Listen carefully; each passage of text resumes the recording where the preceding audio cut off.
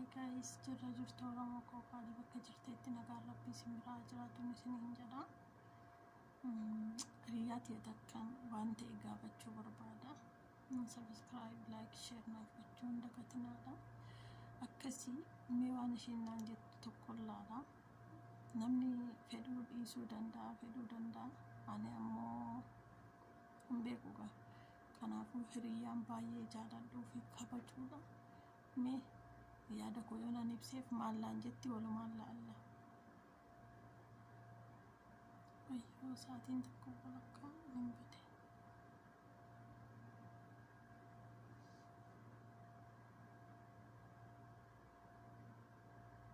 Bilbilli koo na qabaa jirti.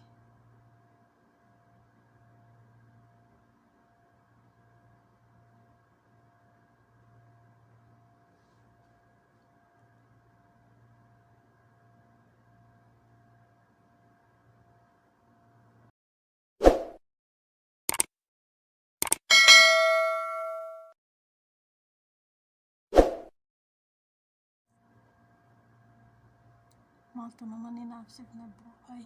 Maaltu nama ni naafsise uumama makiinaa sana akkasitti xiixxiixii argu kun warra guyyaa saniitti rafeen bulle maashaallah.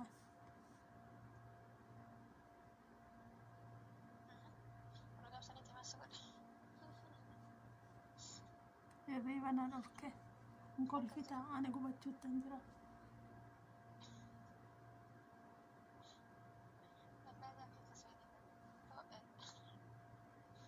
Akkan duu barbaadda.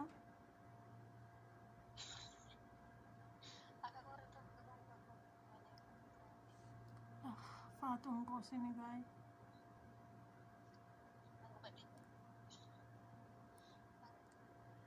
Ani sanuu nama biraa seetee ka'eetuma najjeemanii sanatti heeruma. Bishaan mala facaasaa ani hajjiittan heerumaa bilbila hajjii naa barbaada.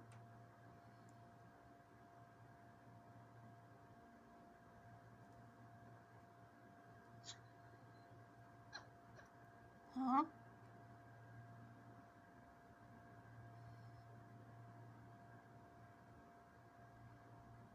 Keessatti maal isa?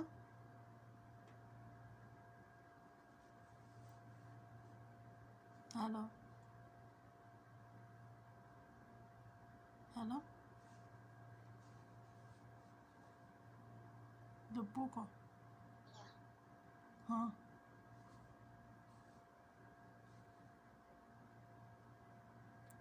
Nin dhagaa hajjiitti heerumuun barbaada, hajjiitti heerumuun barbaada dhageecheertaa miti.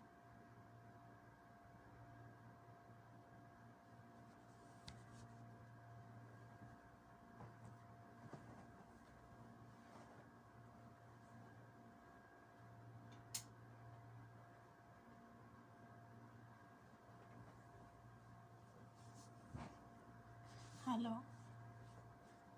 Lubbuuto? Halo?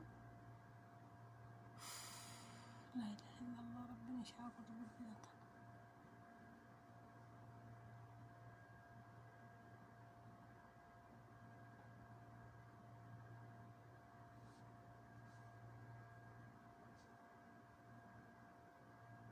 Mirgaan qabaanii waan feettee heerumuudha mirga guutuu jechuudha. Jaratu balbala fuulduraa wa'aasaa jiru.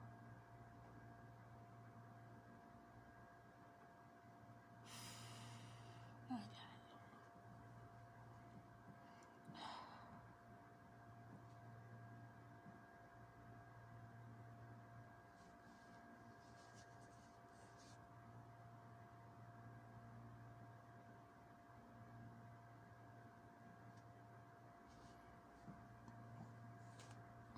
Maal nama hinaafsisee bilbila nama cufachiisana.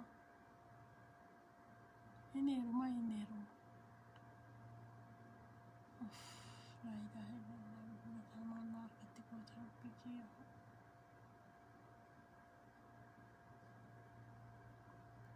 Haifaatummaa hinaaftee cufattala. Maaltu nama hinaafsisiisa abbaa fedhetti heerumuudha eenyu mirga guutuu qaba.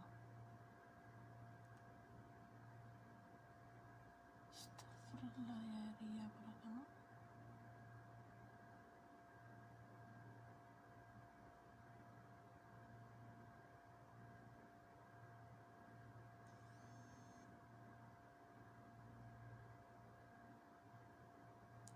bilbilti deebistee naaf hin baasu.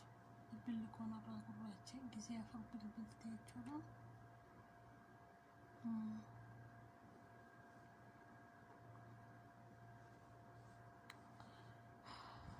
Deebisa.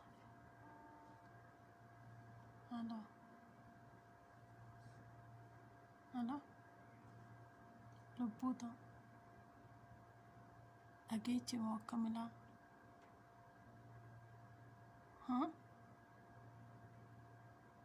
Sagaleen kee hin dhaga'amu iddoo waayifaatiitti si dhigaa. Aloo.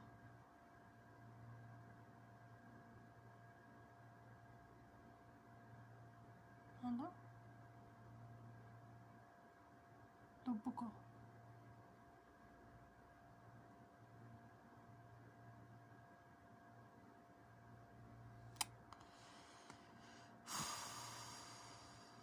Aditti na qabatte gaa. Ani ajjii dhiisuu hin danda'u. Abbaan feete waan feetan jedha malee. Akkasi teerumuun hidha.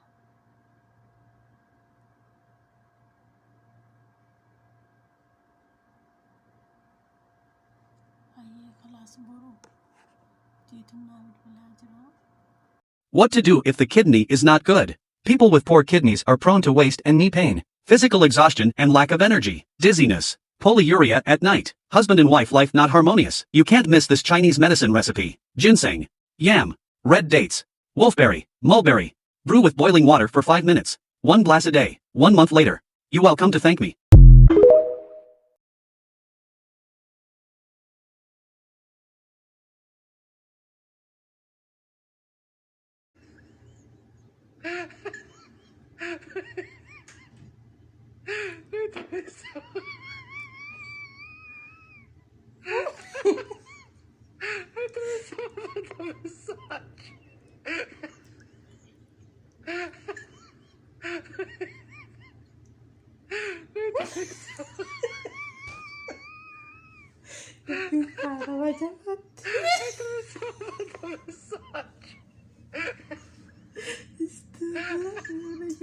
Istirahat,